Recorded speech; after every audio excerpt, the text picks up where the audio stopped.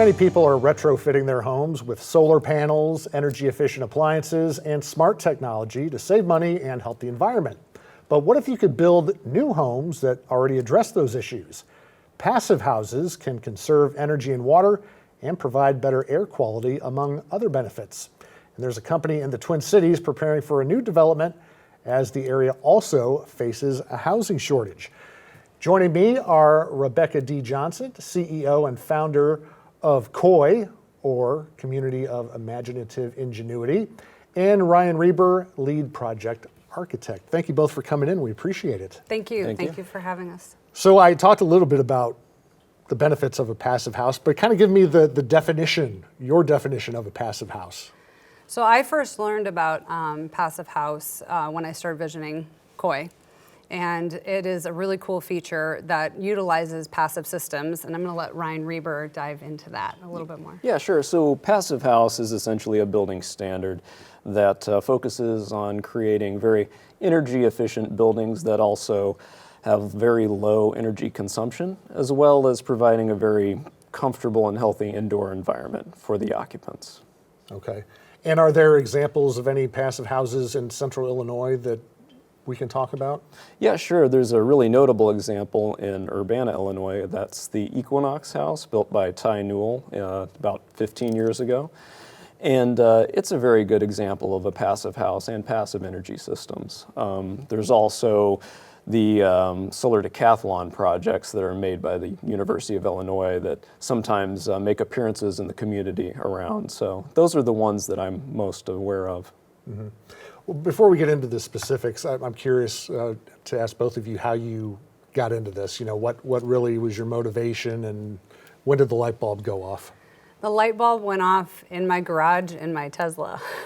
Okay. And I started thinking about all the issues that I have with my home and that I don't have with my car, and the advancements we're making in our culture and our society, but our home building practices really have not advanced for over 100 years.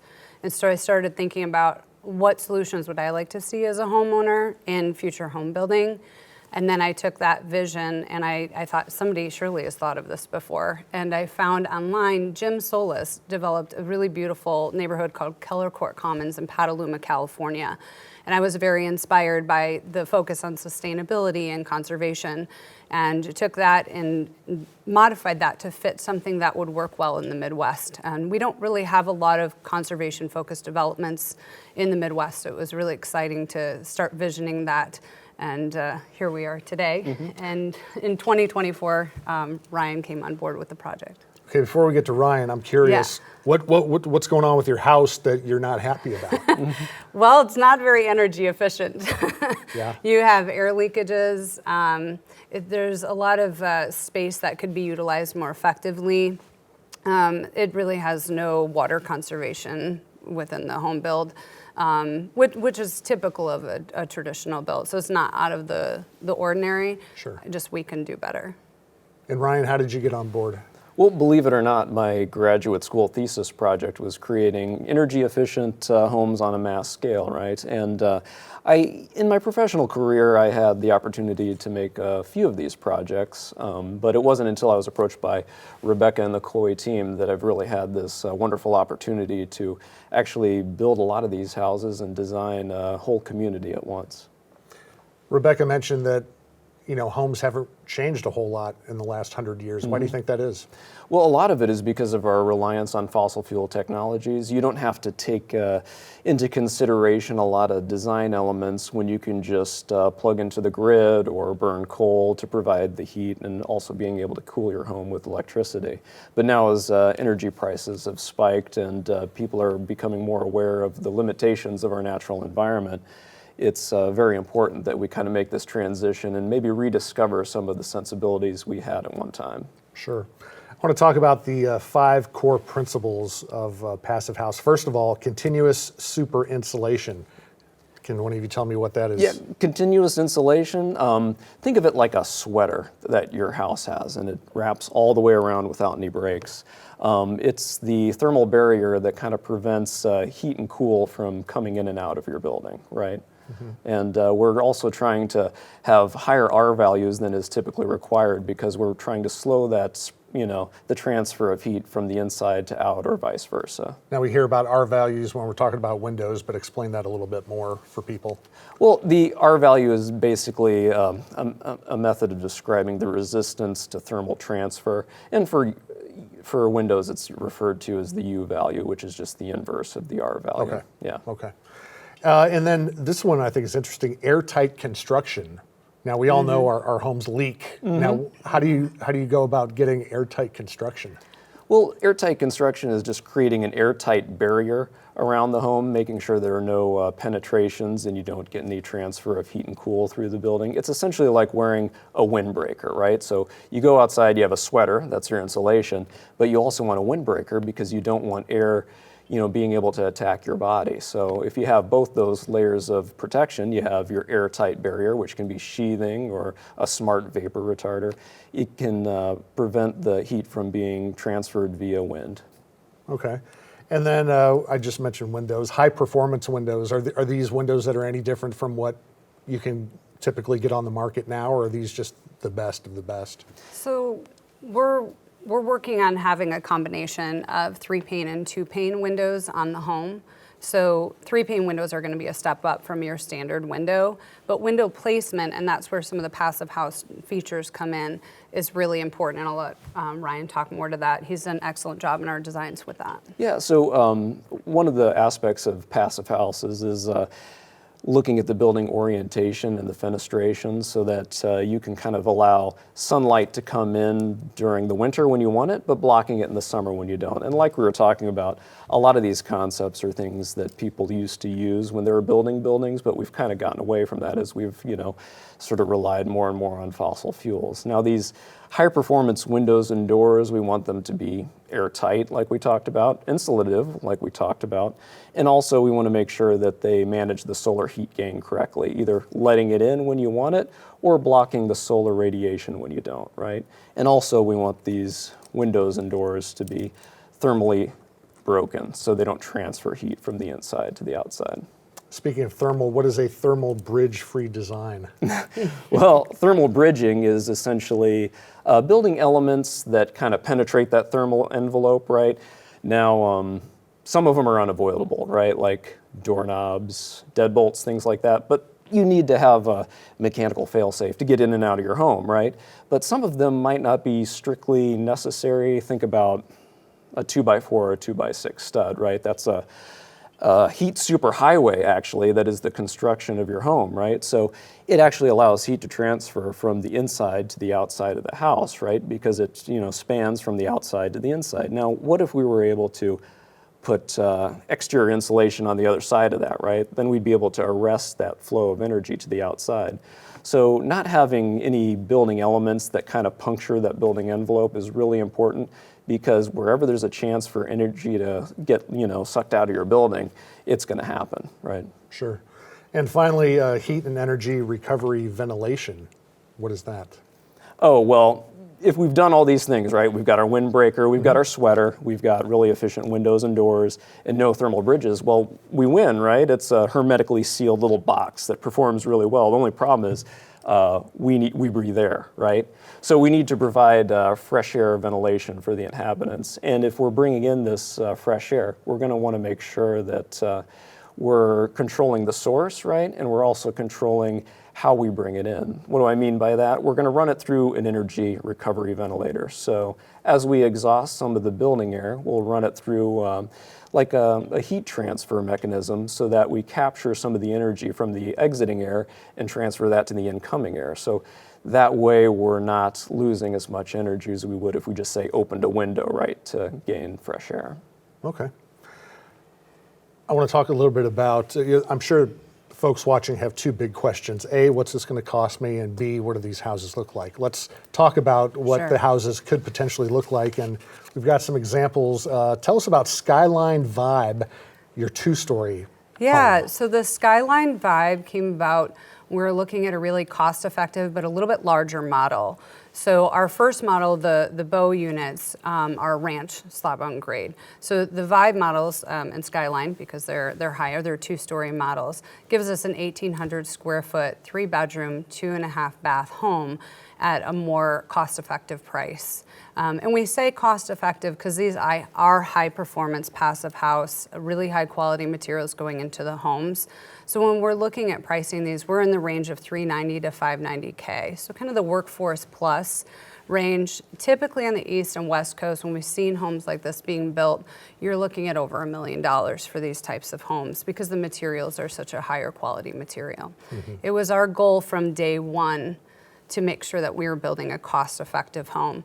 And when you look at that upfront cost, you also have to think of the back-end cost. There's no gas bill. We're not using gas. This is an all-electric home. You're going to have reduced energy costs because of the passive house and high-performance features. You're also going to have a reduced cost with the water reclamation system, which I am personally very excited about because it's going to reduce your water usage by 50%. So it's kind of like buying an electric car or maybe solar panels. You're going to pay a little bit more upfront, but in the long run, you're going Correct. to be saving money? Correct. And our per square footage cost is getting very comparable to the current new construction on the market. So we're working to make that as comparable pricing wise as possible. You mentioned the water reclamation system. That's something that most houses don't have. Tell us Yeah. how that would work and the benefits of that. Yeah, so the Equinox house, which Ryan had mentioned earlier, has this water reclamation system that uses rainwater for toilet water. It was actually the first home in Illinois approved for that. And so we are also seeking that approval for the full development to use rainwater that can be used as toilet water and then also as landscaping water. Your toilet water usage is about 50% of your usage of water in your home. So that's a lot of water, being flushed down And it doesn't the need toilet. to be purified, doesn't matter what it tastes like. No, but it'll still meet the requirements for indoor water. It'll go through a UV sanitation Okay. so that if your dog drinks out of the toilet bowl, it doesn't croak, right? Yeah. Good to know. Yeah. Let's take a look at another design you have, the Yes. Cool Blue Ranch.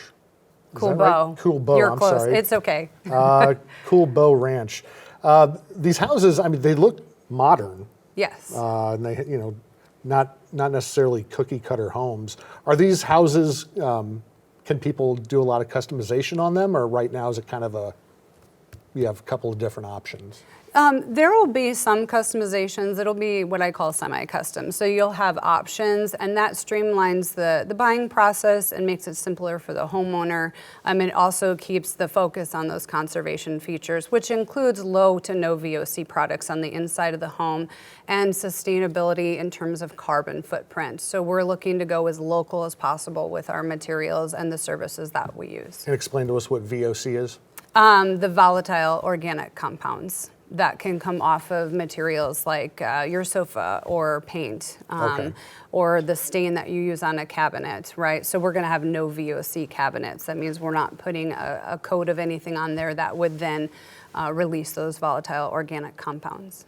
So are there any challenges in building a house like this in terms of, building codes, since this is something kind of new to our area? Is any challenges in that way, or is it just kind of like, hey, we get the materials, we get the land, and we can do this?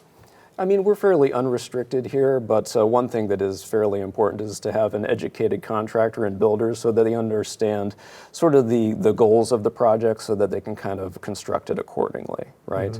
There's no particular building codes that these would get in the way of. In fact, these are much more energy efficient than most houses, so they would have no problem satisfying the energy codes, for example. Sure. Now, are there any, we've talked about all the pros of these kinds of houses, any cons or anything people might be concerned about that are maybe different than, say, from a typical home? Sure. I think the care is going to be a little bit different. We're using EPDM and metal roofing, so some of the materials are not uncommon, but maybe less common in a traditional home build. So we, along the way, starting this last fall, we've done educational sessions on the products that we're using and the sustainability aspects. The home will come with a KOI home guide to help guide owners through the care that's needed. It's really quite a bit less than your traditional home. So that's That's the great part of it. And that was the whole purpose from the beginning. Sure. So less burden, more fun. I've always wondered about metal roofs. What are they like compared to your traditional shingled roofs in terms of energy efficiency or their lifespan, things like that? Well, obviously the lifespan's going to be more, and they're actually set up for photovoltaic systems quite a bit, easier. Another thing that's nice about them is steel roofing, especially, can be recycled, whereas asphalt shingles are a little, more environmentally unfriendly, of course. Mm-hmm. Let's talk about the outside of the house a little bit more. And are you doing anything in terms of maybe landscaping that is environmentally different or environmentally better than we might typically see? Absolutely, and I'm really excited about this. We're doing an all-native landscaped development, and that includes the lawns. So it is an HOA development to help protect that conservation effort. That helps with stormwater runoff, that helps with our local ecological systems in terms of for nature. It helps with keeping water cleaner. It helps with root systems to protect the home from foundational water issues. There's so many benefits to native landscaping. And we're really excited to implement that. When you say native landscaping, I'm thinking prairie grass. Am I thinking wring there? It's definitely more than prairie grass. There's a lot of different ways to do it. I mean, you can have an edible lawn, so your lawn can be, low-lying gardens. You could incorporate different rocks and you could do some of the simple prairie grass. But it doesn't mean you're having 8-foot tall grass in front of every home. It can be done in a very clean and modern looking way, and we're excited about that. Gotcha. Now we should say you haven't built any houses yet, but you have purchased land Yes. over in Bloomington between, I believe, 55 and the Marcus Theater area. Correct. Why did you pick that spot? Because I know, there's not a lot of land in that area. Yes. We've got a housing shortage in the Twin Cities, so why'd you pick that spot?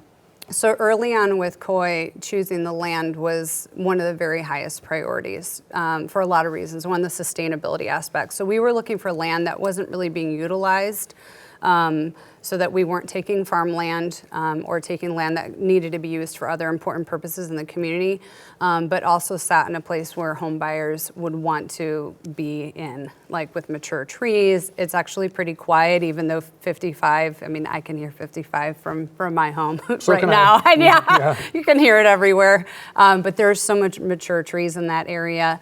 It also has a lot of access points, which one of the barriers with development is infrastructure costs get really high. And because we have more access points, we're able to build our roads more conservatively, and that concrete cost then comes down. Gotcha. And is the infrastructure similar in terms of, sewers and electric and the way things are run? Correct. Yep. Sewer, water, and electric, just no gas. Gotcha. Are you worried at all with the state of the housing market in that area at all about, like I said, there's a housing shortage and, I live not too far from there, and I remember 4 years ago when we bought our house, there was bidding wars on everything and houses were being sold in less than 24 hours. Sure. And now there's you're close to Rivian, so that would be good, I would assume, for a Rivian employee. Absolutely. But is that any concerns about the environment we're in now economically?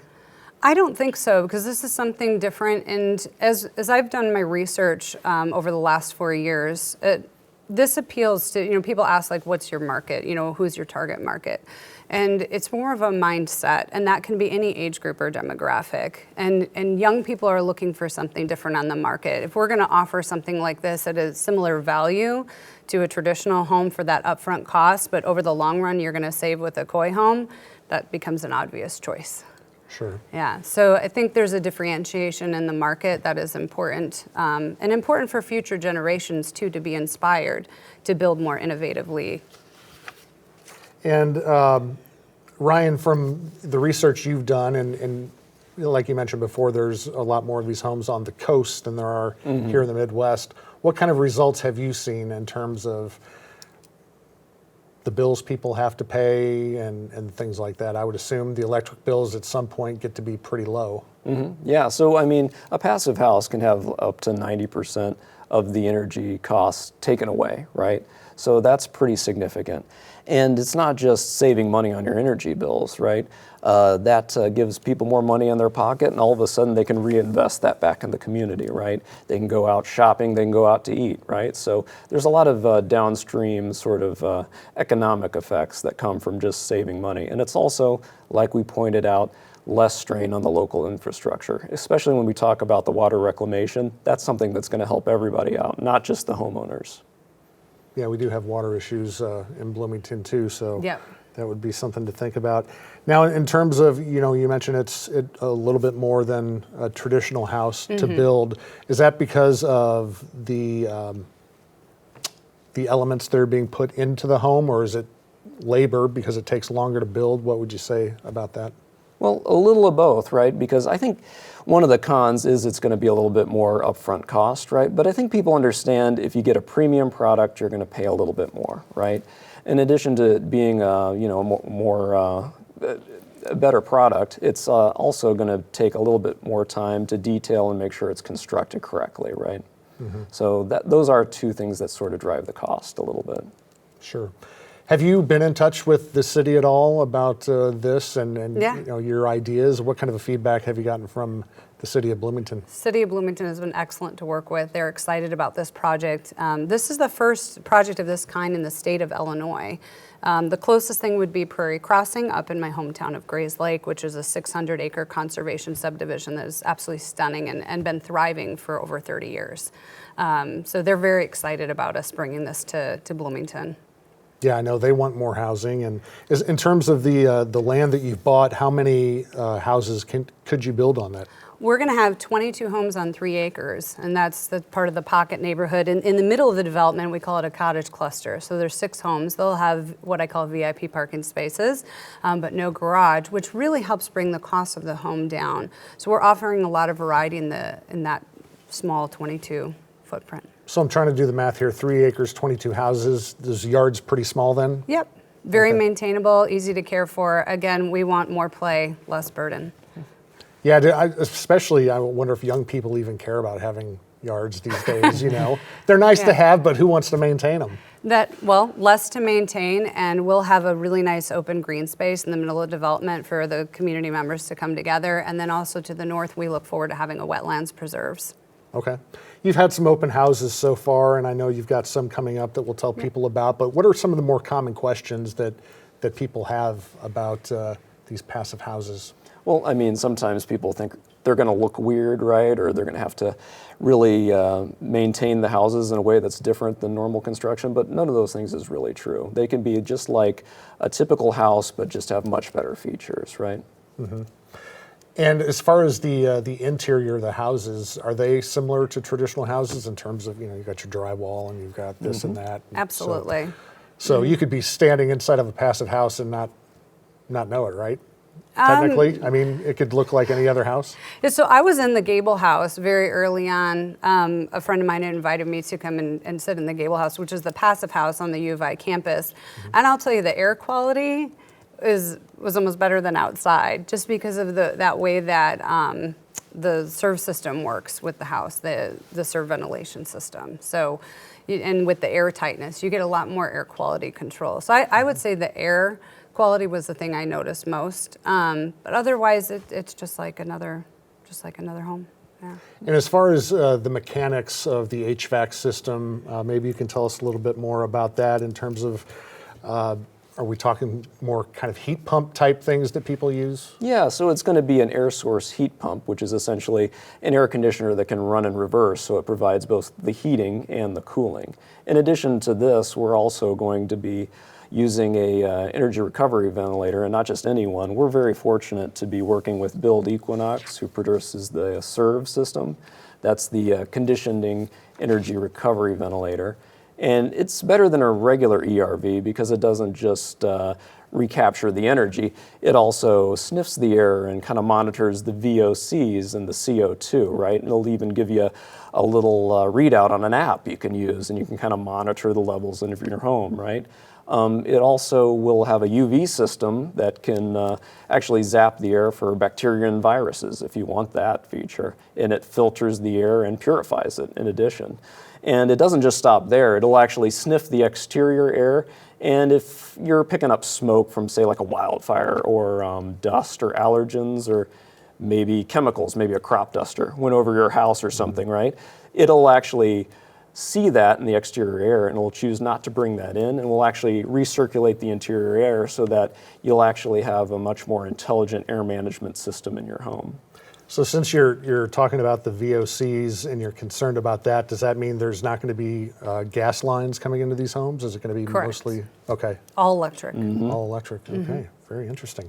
Well, tell us a little bit about your upcoming open houses if people want to find out more info and ask questions to you directly. Absolutely. So we'll be at Green Top Grocery on June 20th with Jennifer Crawford, our interior designer, and she specializes in eco-friendly design. She's also really well engaged with our local people who manufacture and do services for interior design products. And that'll be from 10 a.m. to 12 p.m. You can stop by anytime. It's an open house style. You can meet and talk with Jennifer and myself, and we also have a interest form out. If you sign up for our newsletter, you would get the interest form. Okay, and your website is? The website is www.koi.co, or our new website, which just got released, is www.koicommunities.com. Okay. And on July 11th, you can meet Ryan and I and at Green Top Grocery as well, 10 a.m. to 11 a.m. Well, I think a lot of people are going to be watching this experiment to see how it goes, and who knows, this could be the future of new homes in Central Illinois. That's the goal. All right, Rebecca D. Johnson and Ryan Reber, we appreciate all the info and very interesting topic. Thanks for coming on. Thank you. Thank you. Thanks for having us. All right, appreciate it. And thank you for joining us. If you want to watch this again or share it with a friend, just go to WTVP.org. Have a good night.